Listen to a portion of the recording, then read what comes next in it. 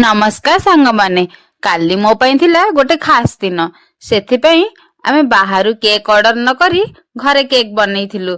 Cake रो पूरा process जानबे पई वीडियोटी को शेष जाय देखंतु आ कमेंट रे कहंतु वीडियोटी केमिति हेची। प्रथमे मु बिस्किट रो सब क्रीम काढी नेली आ क्रीम को फ्रिज रे गोटे घंटा रखी नेली। तापरे बिस्किट को ग्राइंडर करी पूरा पाउडर बनै नेली। तापरे मु पाउडर करी रखिथिबा चीनी को देई नेली। तापरे अल्प अल्प क्षीर दे भले से गोळेई नेली।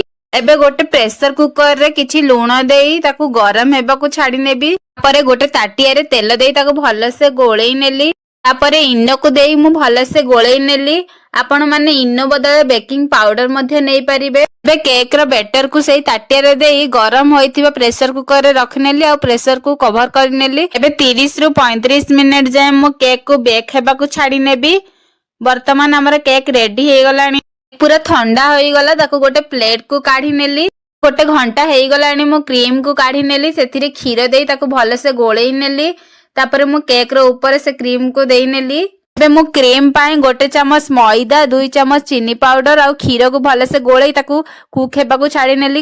तापरे गोटे ताटिया रे मु बटर नै ताको भले से गोळेई नेली। एबे मैदा आ क्षीर रो पेस्ट को देई भले से गोळेई नेली। जिमिति चिकन हे पूरा परफेक्ट क्रीम बनिबो। एबे हमर क्रीम आ केक रेडी हे गलानी। आपण माने भी एमिति घरे